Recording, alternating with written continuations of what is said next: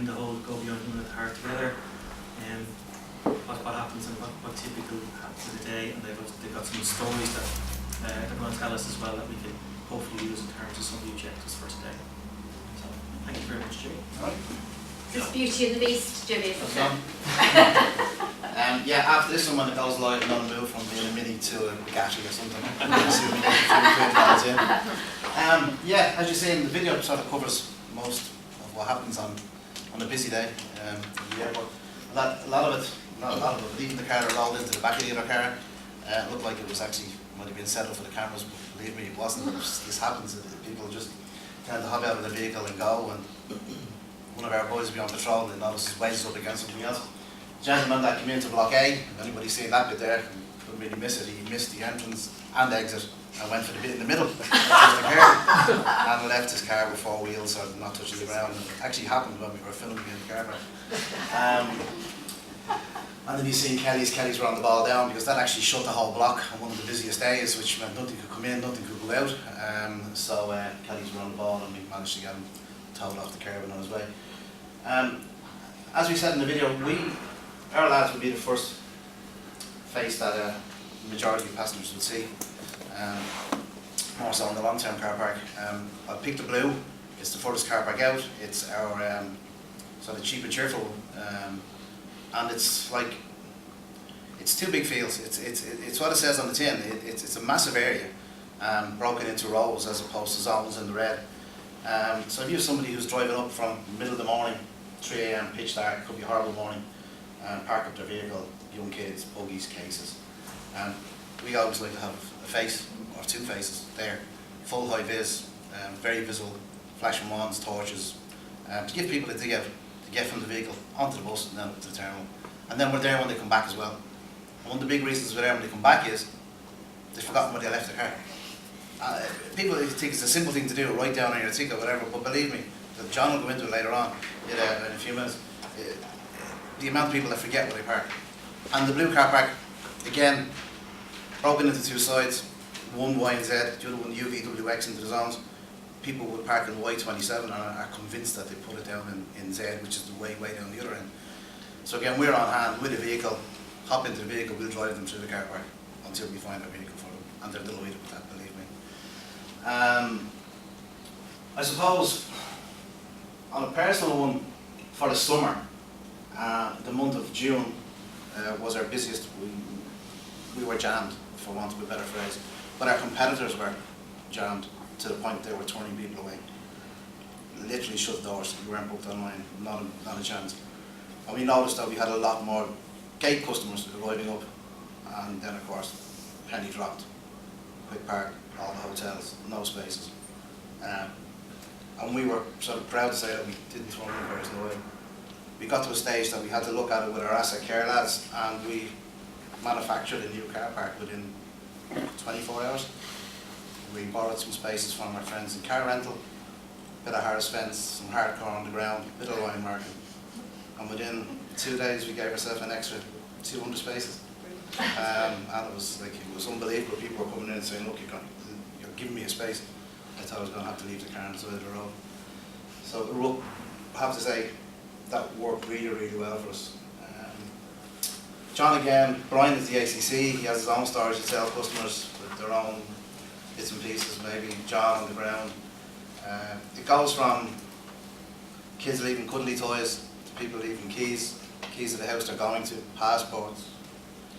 The big one would be the game with the bag with the Game Boy in it. If you don't have the Game Boy, the flight's going to be a nightmare. Please find my bag with the Game Boy in it. We've had instances that we've got stuff off buses, out of cars, and met people just as they're getting on the flight. And it's like Christmas to them when you reunite them with what they've lost. But look, I'll pass you on to the 2 boys. As I say, Brian is in the airport control centre, which is seen on the video. It's the voice at the end of the machine, basically. If you speak to somebody at a pay station, exit or entry, that's where Brian is. He's up in the control centre level 5. And John will be one of the faces on the ground 24/7. So, stick it up to one of the lads. Thank you. How's it going? Brian's point in, Jimmy's head above the ACC. Basically what we do up there is on intercom calls go through us from anyone coming into the car park, anyone at the pay stations, anyone at the exits, and all telephone queries. Majority, it's online. We get an awful lot of customers who are coming into us who can't find the right car park. That's why that actually, the video with the 80,000 views would be very helpful on the booking for each car park that they book. If someone books Terminal 2 multi-story, if you could link in that to them, it would be brilliant. And that's so Yeah, with logo. John, Website. the HTML is a lot, but I think it's because on an email, if it was you know the way when you get an airline booking, it's a HTML5. If you got an email that said, John, right, your yeah, car John. park booking is X, and you have the little video, Yeah. it's easier for them, whereas on the current emails, it's an older system. So I know it's on there, but I don't think they think it's a video. Whereas if it was, that's what John says, we're doing that in HTML5. But anyway, that's definitely. Because a lot of our time is held up with dealing with people who come to the wrong place. So you have to explain to them where to go, which might sound simple, it's not. John Lyons, from all of us, he's always drilled it into us. We want repeat customers. So we get a lot of customers who would stay over, pre-book, and stay over for a few days extra. If it goes, basically when that happens, it goes back to the day rate.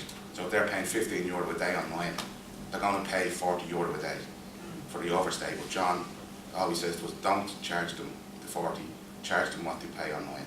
John, he keeps on drilling it into us, and it is in the head. Anyone that books with us, anyone Yeah, that so books next time you book for a week, you go for 2 and you're fine. John always paints it into us. If a customer books with us once, he wants them booking with us for the rest of their lives. And by going that extra mile and looking after them that once, you will get them back. So, basically, that's what we do. What's the the worst multi-user story? War story.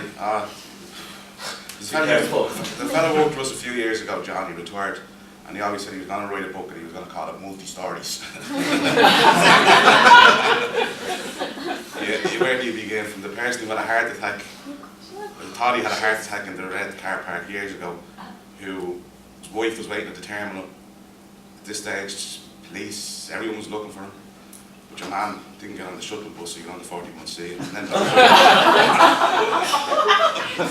so it was 50 people looking for him, and eventually a call came from Whitehall Garda Station saying there was a man walking around here with his case looking for the long-term car.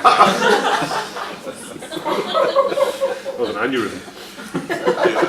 You think you've heard it all, you haven't. You know, just every day you just hear something new. The one thing that I will say to you is the GoPro is working that I get into the airport. Just the other lunatics that we get is just. It does go to show you though that people do get very disoriented. Yeah. We think we know it every Yeah. day, and I get disoriented honestly. Yeah. Been here years. Yeah. It isn't easy. No. You know. No, you're right. No. It's like we say to the lads, like, treat everybody like it's their first visit, even though it's not. But imagine it was, and it can be a bit daunting, you know, especially again if you pitch up very early in the morning. Exactly, you've just And taken you're- the drive. Yeah, and Yeah. you're going, oh, where do we go? It's And that's what we really always have the lads there, and you know, and it's a quick, it's a great journey. It will run smoothly if you're out of your car on the bus Yeah. to the terminal and back again. And I think, Jimmy, you never got it always right. It's like I was parking up in one of the multi-stories and I was at the top, and we don't actually have exit by where you go down. And even though I go every day, I couldn't find the bleeding exit, and I was going round and round and round because we don't have exit painted on the white wall next to the exit. But we find And you that can't see it, so we can always do things better. You know, you can always look at it from a passenger point of view and do it better. we find that we get calls because we said that the T2 multi-story is full. Now we know it's not. Yeah. It's not full. But they go to level 3, and part of level 3 is outdoor. Yes. So once they drive out there, then they think they're on the roof. And they come back in and they don't know there's number 3, and they don't go up to the next floor. But you see, if they know that, we need to be putting a sign on the side saying there are 3 more floors this way. You know, we need to be thinking. Believe me, So many signs. we are do. confusing. We have. Yeah, that's the other. Sorry, Yeah, that's it the can thing be I wanted confusing. to So many ask signs now about. are just confusing. One of the things that a lot of passengers say, like in the workshops we've been having, the journey mapping workshops, is that people say passengers don't, well, people, not just passengers, don't read signs. Why do you think that is? I mean, is that because they're stressed, or how do you think that I might think be? as an example, when we started T2 on the new roads and all the rest of it, and we had change of road signage, right? From worded signage, the signage with just symbols on them. And I think that we found that the signage was just a simple symbol on it, and the terminal was working better than the signage, let's say, on the M50, A, B, C, D, and E, and I think that's right. I think so. There's something in not using words. There's something that when we all get stressed, we go visual. Is that it? Well, I remember the bus person project, but actually, you're dead right, John, with the simplification and acceptance that signage will only fit 90% of people. Trying to fit everything all the time is just wrong. Get 90% right and then put systems in place to deal with 10%, because it's a fucking airport, like, there's 30 million people are coming, most of them are getting on the plane but they don't all behave the same, so trying to cater for everyone is just wrong, you know. I think, you know, kind of there's other bits that we had to, I remember the signs, and it was done as part of that T1 upgrade project, the car park, but you're dead right, just symbols that say you're either going to pick someone up or you're parking a car, and just we'll figure the rest out later on. To make it simple. Simplify and remove. The story I love, which I know we were chatting about this, but the Red Express, JB, you were saying that the petrol pumps, they actually stopped. Oh yeah, we've Unlit, yeah. there's no petrol pump there. Yeah, we have our new, Texaco. we got a new canopy at the entrance to the red. Infamous. Around this, and it's big white letters, Express Red Car Park, all three sides, as you can see from the main road. And unfortunately people think it's a petrol station. So they drive in and they're waiting on someone to come out. And then they cop that there's no actual petrol pumps. And we thought for it was maybe one or two in the beginning, but it's a special petrol station. And we decided, no. But then we noticed that more and more people, then we got it was people who rent vehicles and they've got to bring them back full. They may not have the best English, and they just go by a bright and they see this, they think this is, and it's beside the car rental, and they presume this is where you fill up the petrol. We've had a good few of those. That's the visual. You don't, like, going back to John's point, those universal symbols, like P is for park, you know, but say red and white, you think of Texaco, you think of Esso, you know the way, or Shell, I know Shell is the yellow, whatever. So one of the things we might do is just, like, because it's so good, but maybe stick the Dublin Airport car parks on top of it. So they see that it's Dublin Airport car parks and then the Express Red. But sorry, look, from doing the shift in the Red Express myself and John Sisson, there was a woman, I always thought this was the funniest thing, this was at it was like 9 o'clock in the morning, and she ran up going, the shuttle bus, my flight to Paris. Oh my God, when's your flight? It was 9 o'clock. Flight's at 12.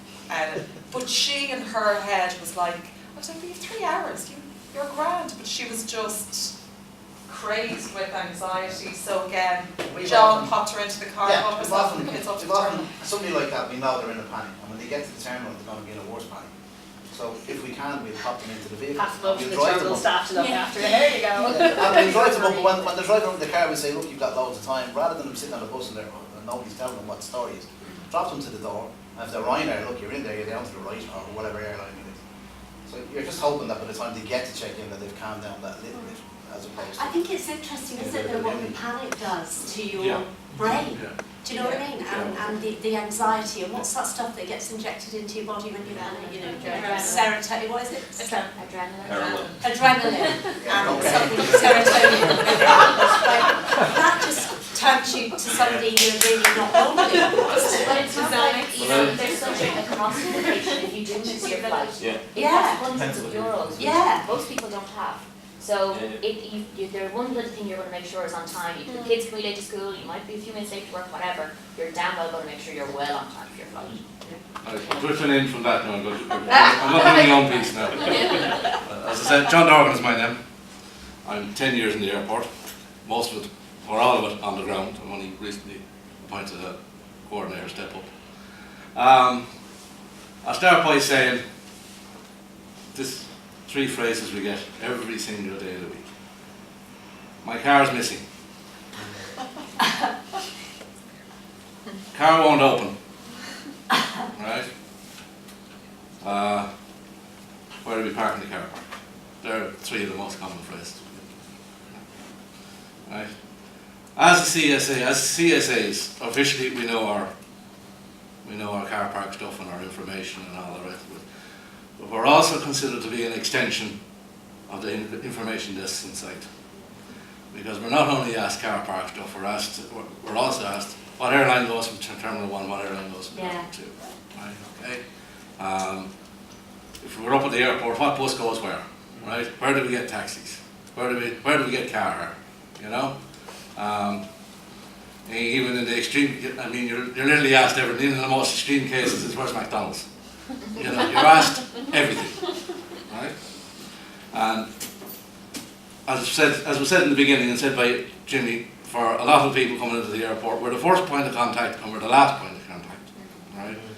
And how the CSAs portray themselves is the image that people get, as they say, when you meet a stranger, they say the first 15 seconds in your head. That's how you portray it. That's what sticks. First 15 seconds. So if they come along and they come into the airport and they meet us, and we're there, good morning, good afternoon, how can we help you? They're going to say, bingo. They're Dublin Airport, nice bunch of lads up there, you know, help us and all the rest of it. If we're going to be there at 4:30 in the morning, and we're going to be the same mind frame as them, we're going to be there with one eye open, looking at them as they're over there, kind of thing. You know, that's a no-go. And I'm happy to say, as the lads on the ground, and I experienced it myself, we know that, right? And we know that people come in, right?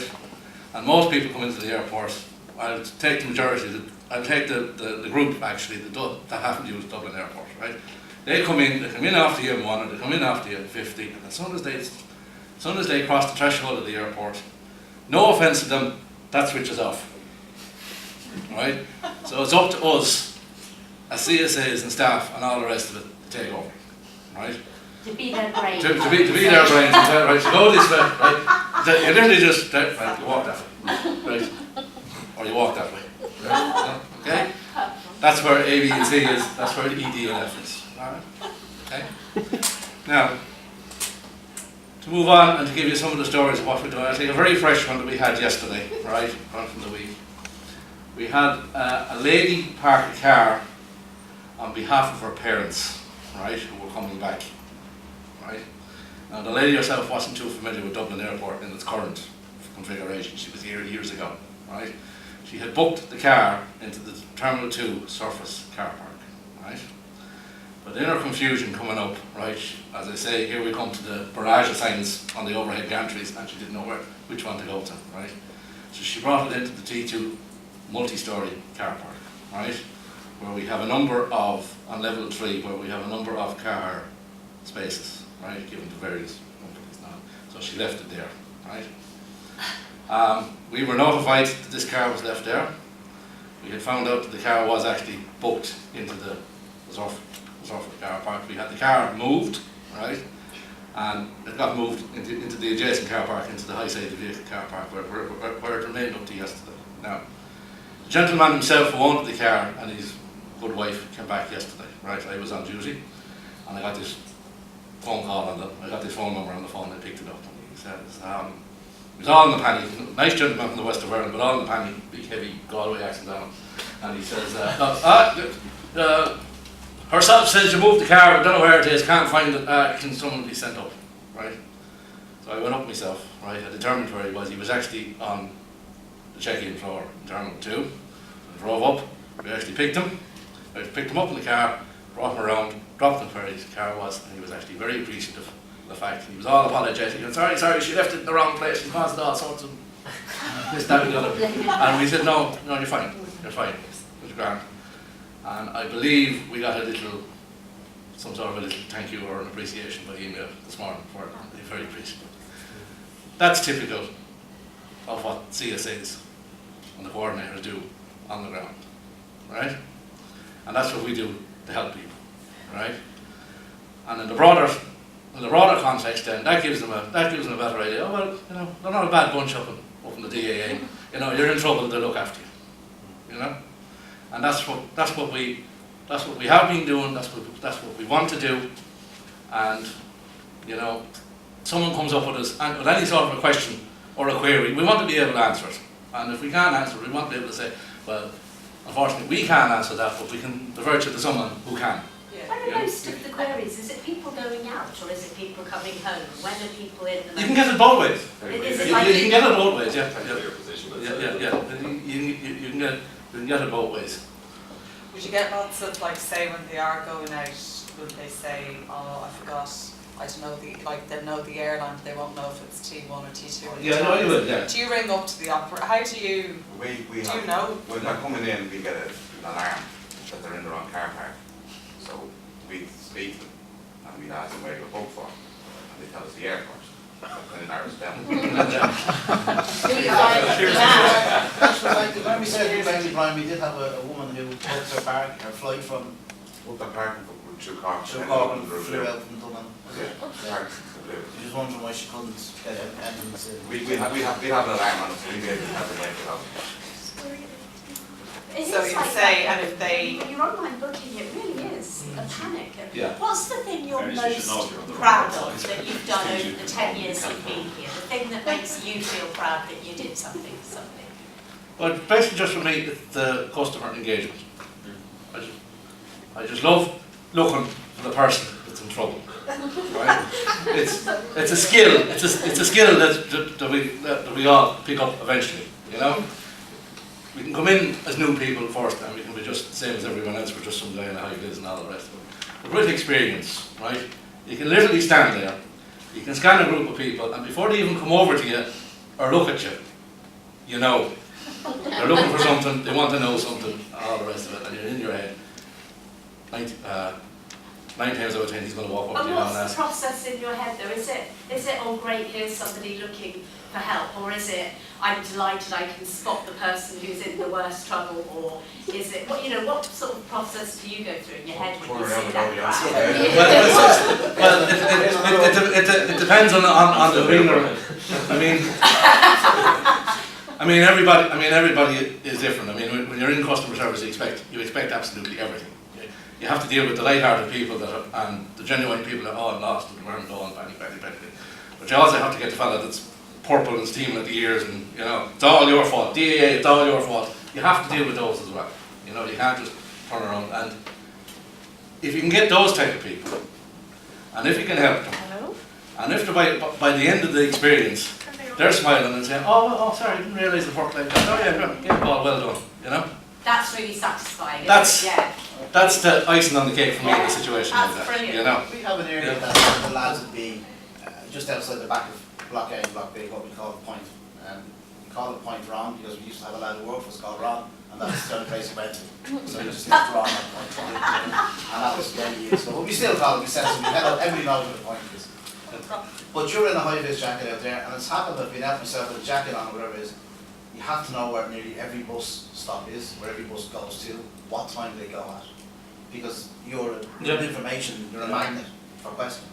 And it's not just about car parking. Everything. It's about everything. When we train in the new CSAs, we do the point last. Because what I said to them is, when you're on this, right, you see me working here, I says, what's up there is scary. Right? The amount of information is up there. If you were to write it, it's probably a volume that thick. Bus information, taxi information.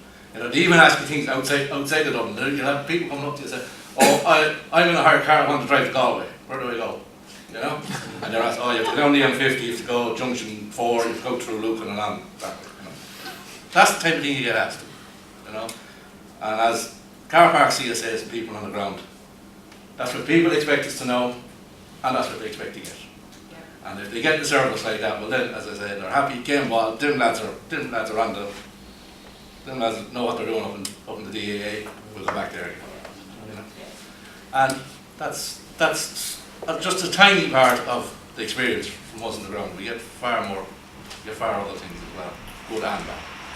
Should come out with us one day, yeah. Make an appointment, we'll stick a high vis on you and bring it for a spin.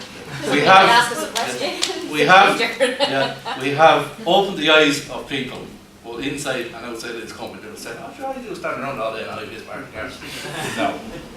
No. We have a little smile on our face and say, no. It's not like that at all. And they come back and they say, gee, but you actually do an awful lot. You do an awful, just outside a car park, you do an awful lot to help you. And what's the best Well, I way actually to I post something would to say like thank that you? to happen though, because I know, like say, in the summer when we do, like I've learned more from covering the ACC Yeah. and the Express Red, Liam was on, Yeah. myself, Johnson, but you're slammed busy, like there, And I it have- flies, jeez, I tell you what, it's the quickest 6 hours I've ever done, like literally, and then, of course, I wasn't clever enough, I sat near where the phone and the thing was, and the others Yeah, weren't, both. so I got the Yeah, double, yeah. so I tell you, it's Yeah. the quickest, Yeah, but no, it's brilliant, so the interaction with people is brilliant. We do work for the money that comes in Yeah. Yeah. to the DAA. Do you know one thing that sorry, I know it's nearly time, but that note you sent out there a few weeks back, where there was a lady and she hadn't paid back from 2007, 8, and last week I think she Sent us a sent a check. check. Yeah. Is that right, John? I Yeah. said- Yeah, so she sent We a did check not let last her in, week. what happened? How did So she came back from Lapland in 2008. She said with her young daughter then, she was in a bit of a place where she said, look, I don't have any money, I can't get out. She spoke to an operator, she promised she'd pay him. He said, yeah, happy to help you out. And then we heard nothing ever again, and that money was well written off. You know, kind of we get a few incidents like that here, not huge amounts, but you try and do the right by majority of people who play the rules. But yeah, just a letter arrived last week with 2 boxes of small Maltesers. From 2008. Yeah, it just took off a fair bit. But yeah, she sent in a check with a note saying, here's, I think it was 50 quid I owed you, sorry about that. I reckon she must have been cleaning out her house or something she came across and remembered this was a thing, or else she's owed a lot of money from someone else. And this is just a little bit of Oh, she's karma suddenly balance. made a lot of money. But regardless, she The letter wrote, is so lovely though. yeah, she wrote and said the person Oh. looked after her very well. She was delighted to be, she said, look, I don't know what personal stuff there, but thanks a million, you got to get in a tight space, and here's your 50 quid back. And we just uploaded it, and we gave that money to the local charity, and just kept it continuing. I wrote to her, but she hasn't responded, so, but based on the booking, it could have been, she wrote a physical letter, and I just tried the reg that it was associated with back then and found an email address, but that could be dead or not, but she hasn't kind of responded for her. But it's that type of stuff, I think, in the context of maybe a little bit about when I joined late today, there's a lot of that stuff, so I like to think of car parks as kind of, it straddles the best of both worlds. Yeah. It's a clinical online, all the other stuff, but I'm buying stuff online, nobody wants to be interrupted with stories of nice stuff, but we don't really kind of get to the other side of it, which is like, you guys, I assume, with always with new customers or customer, you know, kind of the same words we talk about all the time, but Brian says customer attention, that's the whole operation and maintenance team, you're kind of going, and you know, kind of, I would say almost 37 of our 43 people work in current customers, you know, kind of they're the ones that deliver all it's limited, and it's just to try and, as we get to a point where we're full, we need more and more of the current customers to pay a little bit more yield, which is largely what's been happening this year. This is the kind of stuff we need to bring out more. I think that, you know, kind of you guys have probably stayed also, you'd see that it's more of the authentic stuff that lands with people and genuine customers than. But this is all demonstrations that go beyond. Like, that's why the brand idea is so strong, because Yeah. you guys live it anyways. It's just how you go about your daily business. And you take great pride in that, and rightly so. So I would love to do some story mining with you guys. I'll finish with Very one easy to do that. small humorous story, right? It's one of the Love very, those. right? Where do you go? It's one of my first experiences here within, it was there about 3 years of going there. We used to go to the Blue Car Park, we used to man the Blue Car Park ourselves all the time. This is in the middle of the summer. And this is a little story about when you don't ask for help, what happens, right? So, Blue Car Park, none of you are familiar with it. Big long car park, it's literally a mile from one end to the other. I measured it myself for the car, it is actually a mile from one end to the other, right? Okay? We're manning the gate on the inside, and the bus just came in and it stopped just inside the gate and it let this family off, right? And there's a wife and 2 young kids and the husband, right? And he gets off proclaiming and says, you stay there, I know where the car is. So anyway, she's there, she's looking over at me, she nodded at me, said hello and all the rest of it. She's there with a grin on her face and all the rest of it. He marches down the left hand side of the car park and he's gone about 20 minutes, 25 minutes and all the rest. And he comes back up and he crosses over the middle bit, he puts his hand up, no, it's over this side, go over here. So he goes over this side. Right? Goes off down the far side again, he comes back up and the head is down. And he goes over the horn. And he goes just about here and he says, I don't know where it is. And she's there. She says, right, she says, you stay there. She walks over to me. She says, I've known where the car is ever since the second year off. I'm standing there. It's over there in the corner looking at me. She marches over, she gets into he gets into the car, he's sitting in the front of the car, and I'm not joking, he's about 3 foot in he's about 3 foot in the front of the car with the head down. And that's the example said, that's what happens when you don't ask for help in Dublin Airport car. So we'd rather you asked for help. Yes. Yeah, because we don't want And it. folks, that's Yeah. what Thank you All very right. much.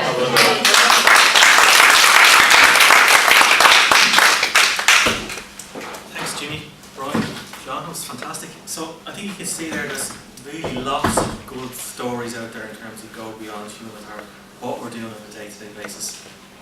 And that's what we really need to just deliver that in terms of getting that message across. They're happening anyway. Sinead said it'd be great to get you guys out actually into the car park for a few hours as well. I did it. Jamie, Brian, John, if you'd be open to that, to get Yeah. the guys out to show us. I actually did it the first week I was here, it was my Yeah. induction into the company, and I was out in Holiday Blue, and it was fantastic just to find out exactly what's going on a day-to-day, what customers are looking for, and all the pitfalls of about 24-hour breakdown the system, flat batteries, flat, all that stuff. Went on. So that Can I ask just, what was the one with the bull, and then on the other, the puppy, sorry, this, Yeah. because you see, this is about, We I had know we were talking about, nobody likes paying for car parking or holiday insurance, but there is something very special about Dublin Airport car parks, because you're either going on holiday, there's an emotional reason or whatever, right? Right, so you're happy to go on your holidays, or you're a bit stressed, you're going on business. Shane, Mac, what was your man doing with the bull? The bull. So to tell the bull story. Like ULL. Yeah. As in As in animal, male cow. Yeah. 4 legs, bovine, male. Got a call one morning off one of the lads to tell me, and again I was the same. Are you sure? It was a Jeep down here with a trailer, right? And he's looking to park the trailer. He'll take up 2 spaces, so we've asked him to move down to one of the areas where he won't be in the way. So fine. I tell him, so we won't charge about 2 spaces, he's fine. Not knowing what was coming next. So that's grand, so off he sent him, and he parked up and he hopped on the bus. And then it was one of the lads noticed that, yeah, Inside. the old trailer was moving quick. Went down and had a look in, and there's a bull in the trailer. So we'd gone off to leave us. You hear people leaving cats and dogs in the window down, but this was sort of taking so new level. So we. Have you gone on a flight? He had intended to get on the flight. So we had airport police down, and we got onto the info desk, and he paged. He had actually booked it. Funnily enough, he booked it for 24 hours. So we were able to page his name off the booking, and of course they got no response. It sort of came to that perhaps he was leaving the Jeep there for somebody to come along and take it out later on, that there is a big business in stolen livestock, or bulls or bullocks, I'm not sure which way they're not really. John, which one?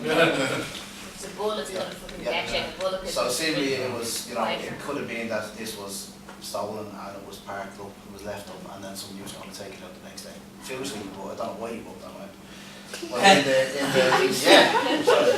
There's no master criminal. All back to value. He didn't go to the info desk when he was paged, but airport police were called away, and when they came back, then the vehicle had left.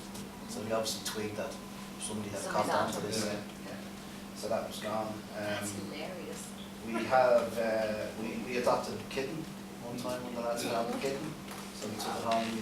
We had a write up on United Connecting, did a bit of a story about our internal magazine. When the lads took it home, and then we had the puppy. Yeah, what happened Yeah. to the puppy? Yeah, but it was a bad crossbreed. It was like a Staffordshire and a something. Now a lot of people wanted to adopt the dog, but went to the Dogs Oh, and drugs or yeah. something. So after that, I don't know, did they allow it to be because of the mix that it was.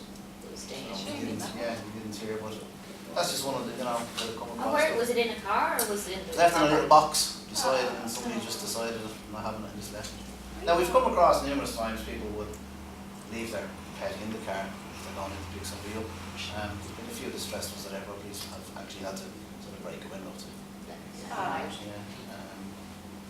Then we've had people's pets get into the car and you don't know. Like they're throwing their, it's a simple thing, you're throwing your case in the river car and your cat gets in and then gets itself comfy. So you get to the airport then and you take your case out and then your cat is left in the car. So it's a strange world. How do you bring the cat home, Julie? No, I'm not a catty person. A dog, yeah. I don't think our dog would be too happy now with running out. But there's always someone who does look after. We've had, well, I mean, it's we've had the injured animals across. The place is so big. There's 1,000,001 hares. Do you remember the story of your woman who rang and said there's another one that we had a kangaroo? Yes. Yeah. Oh yeah, that was it. Yeah. Huge. There's a massive one standing up on its hind legs, and she thought there was a kangaroo. And then she rang and said, yeah, that we thought. I believe, just not to digress too much, but I believe there's a correspondence story off the airfield about something similar as well too. Right, somebody looked out and said, two pilots that are not used to coming to Dublin Airport spotted these two enormous big kangaroos on the side of the runway and rang in to report it. So, but that was around the same time as well too. Yeah. Injured birds and injured Of dogs. course, yeah. We have our own. We have our own sort of lads we can call internally that look after that.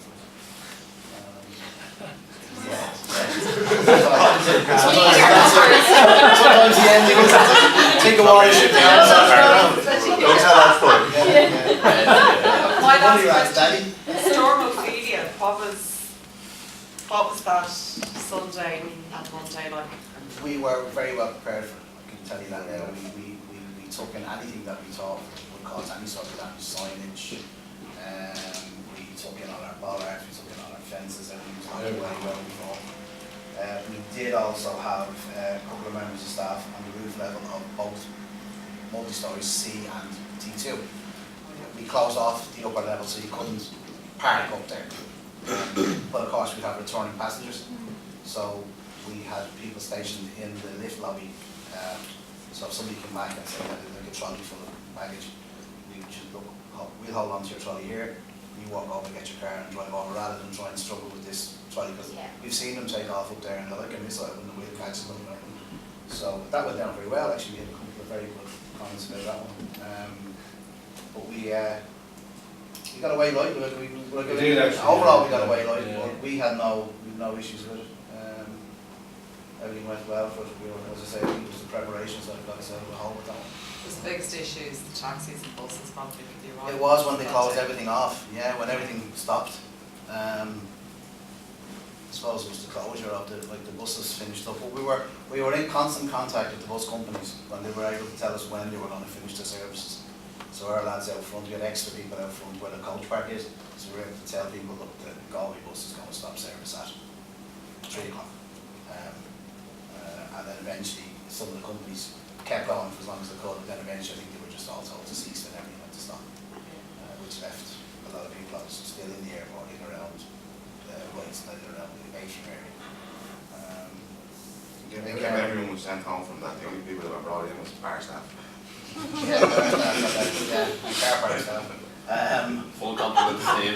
Full compliment team, I do, and again, when people who come back who were affected by these flights were delayed, obviously there's no extra charge. Because you get, look, out of your control, out of air control, have a nice day, make sure you get shot your way, sort of things. So we were very well prepared for it, so it was great.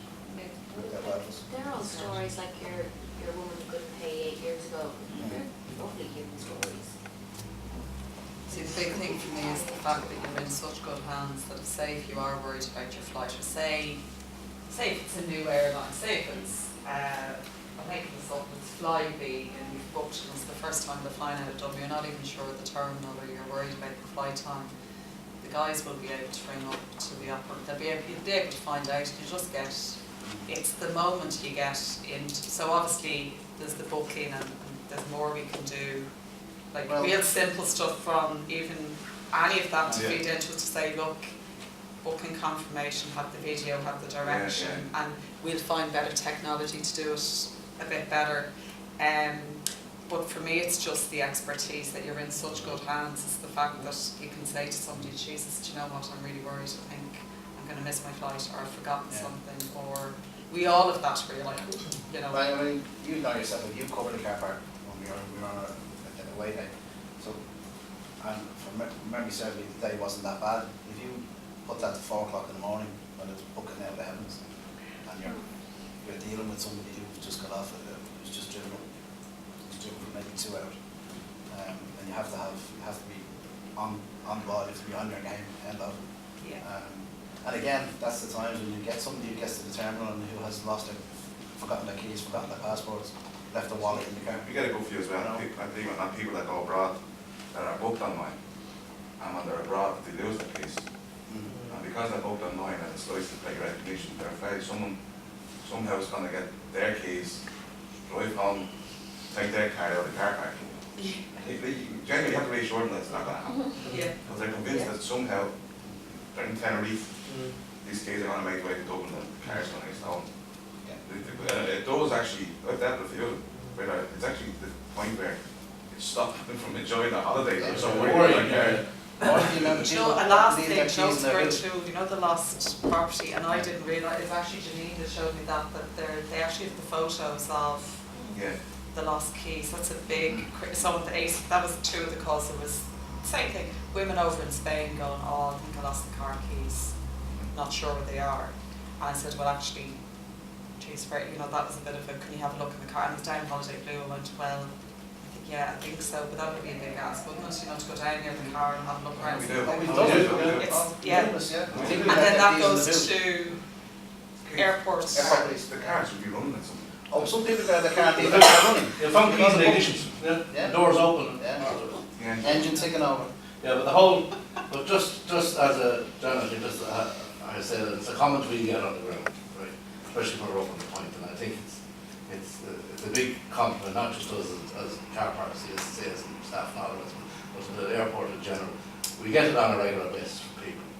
Dublin Airport is one of the few airports that I travel through on a regular basis where I can find staff on the ground, ask things, and show me where to go. He says the bigger airports, I won't mention, but he says, you can't even find a cleaner to tell you,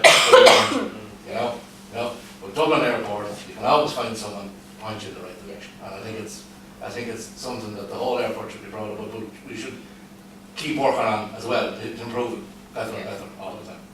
And that's why this session, and this is why we're bringing everyone together today, that is firmly, it's our brand positioning, that what makes us unique to other airports is the fact that we do focus on people. So human at the heart, that's all of our passengers, customers, staff, that are just thinking about people, and with car parks, whatever, so the guys are going to figure out the way that, because you want to turn it into advertising that will engage people, but there is definitely, it's the staff, it's the customer service side, it's that interaction, it's people, there is definitely such a wealth of stories. Now how you do that, how you bring that to life across, if you're looking at, be it an ad on YouTube, or if you come across a display ad, you go online, how the guys do that and where it needs to go, to some of those stories sit in social. That's why we were talking about media earlier, Jan, that we nearly fit. That's the bit that we need to start working on now today, but like that from a company, from a marketing, from a brand, from the commercial point of view, we are convinced the secret sauce, if you like, of how we demonstrate, how we deliver value for money and how we deliver great service it's within these stories. These are brand stories. Yeah, these are brand stories. This is the brand, this is the experience. Every car that is a car park is treated like 150,000 taxes. Yeah. Regardless of what they're driving, they're going to get the same. Yeah, and there's a trust there. Our passengers trust us to mind their stuff, their conduct. Yeah. And we do it for them, I think that's a key selling point. Oh yes, the day we were doing the video, we had that time when you seen the car that was up on the car shop that missed the engine legs completely. How did you get it up there? He I've just done that before. he didn't accelerate before I'll tell you what, he hit the brake, and he just kept going until he just could go no further. But we had a lady in one of the big people carriers, and she broke her wing mirror off, and she travelled to Galway. But we managed went in, we had duct tape in the office, and he had photographs, and we just literally just taping it, and we just got to sit in the car, like, tell me when you can see it, but you're not going to be able to adjust it. And we just taped it up until it wouldn't move. We said, look, that'll get you home, sorry. I'm just one of those silly little, but the chap was there filming it at the time and took a few snaps. So you couldn't write what he's saying. In a million years, you could be sitting in the car park waiting, and that would never happen. In fact, he was actually there today. That car rolled out in space, wedged itself up against something else. Now that's a norm. And then that gentleman Losing contact. just drove up, you know. So, it's. Was he on the phone or something was turning out? No, he hit the accelerator. Hit the accelerator instead. The other one that we get is, which is a classic. People come into the multi-story car park in, say, a minibus, which is full of passengers. Now it will fit in, but they forget when the passengers and bags get out, what happens? It breaks up. And then when they go to drive out, they get stuck.